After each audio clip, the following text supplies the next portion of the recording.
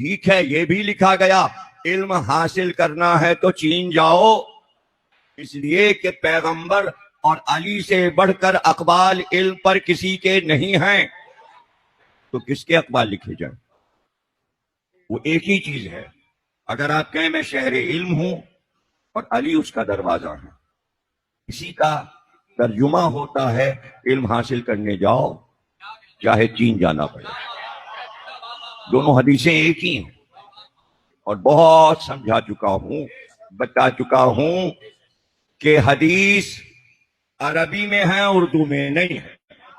حدیث یہ لوکانا فی السین، اگر علم حاصل کرنا ہے تو سین جاؤ، اس لیے کہ عربی میں چے نہیں ہوتا، کہیں سین کہا تھا۔ آپ نے ترجمہ ساؤنڈ کے اعتبار سے سین کا چین کیا، لغت نہیں دیکھا کہ پیغمبر نے جو حدیث کہی ہے وہ سین لکھا کیسے جاتا ہے۔ جب حدیث لکھی جاتی ہے تو سواد سے سین لکھا جاتا ہے، سین سے نہیں۔ اگر سین سے سین لکھا جائے تو اس کا مطلب ہوگا سینا، یعنی کوہ سینا، سینا والا پہاڑ۔ سین کے معنی سینا، یعنی کوہ طور پہ جاؤ، کوہ سینا پہ جاؤ اگر علم حاصل کریں۔ لیکن پیغمبر نے سواد سے سین کہا، اور اب تک حدیث سواد سے لکھی جاتی ہے۔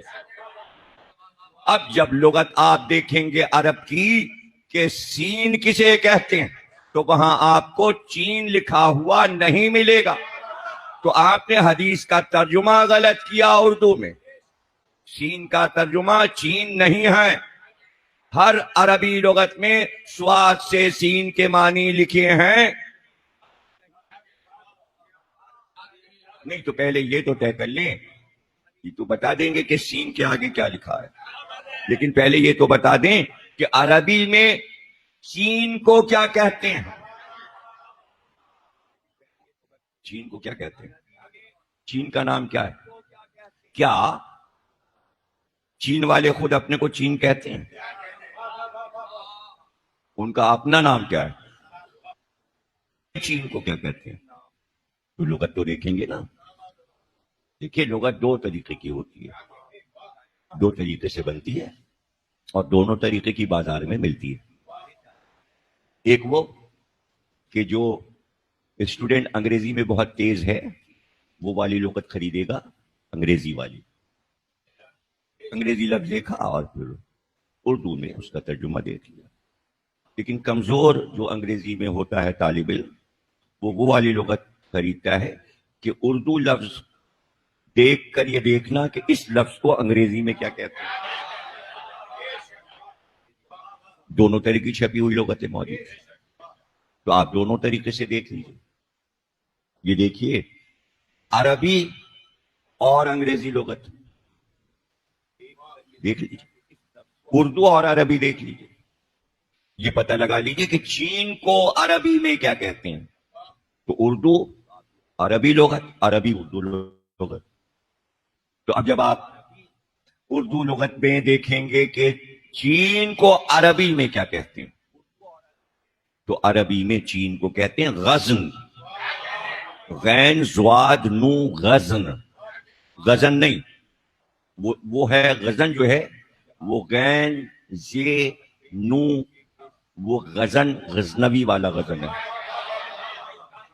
اور یہ غزن ہے زواد سے۔ اب عربی تو پڑھے گا غدن، غدن غدن، ہم پڑھیں گے غزن۔ چین کو عربی میں غزن کہتے ہیں، اور خود چائنیز اپنے کو سائیکو کہتے ہیں۔ تو عربی میں چین کا لفظ جو ہے وہ ہے ہی نہیں، غزن۔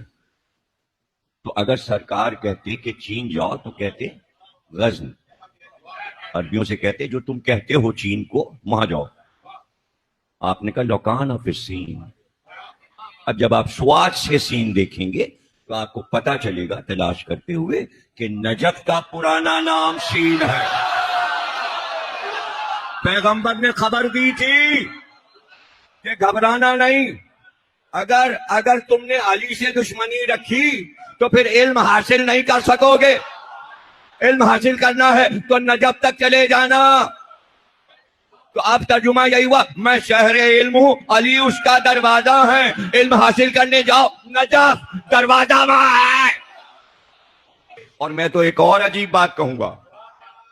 آپ کہہ رہے ہیں اللہ نبی کی رسالت پر گواہ ہے, تو پھر میں پوچھوں مکے میں کس دن آیا تھا گواہی دینے؟ اور کیا کافروں سے بات کی تھی میں گواہ ہوں؟ کافر قرآن کب مان رہے تھے؟ کیا آپ یہ کہیے کہ قرآن کے ذریعے اللہ اپنے کو گواہ منوانا چاہتا ہے تو وہ مان کب رہے تھے؟ جب مرسل نہیں مان رہے تھے تو کتاب کو کیسے مان لیں گے؟ اور وہ کہہ رہے تھے یہ کوئی رب ہے جو دکھائی نہ دے. وہ محمد کے رب کو ماننے کو کہاں تیار تھے جو یہ مان لیتے کہ ان سے کہیے, کہہ دیجئے تم مانو یا نہ مانو, 2 گواہ کافی ہیں. تو پہلا ہی گواہ جو ہے وہ آ ہی نہیں رہا ہے. تو سوال یہ ہے کہ ایک گواہ تو ایسا ہو رسالت پر جو نظر آتا ہو. اب گھبرا نہ جائیے گا, گواہ اللہ نے رسالت پہ 2 رکھے, ایک اپنے کو رکھا, ایک عالم کتاب کو رکھا.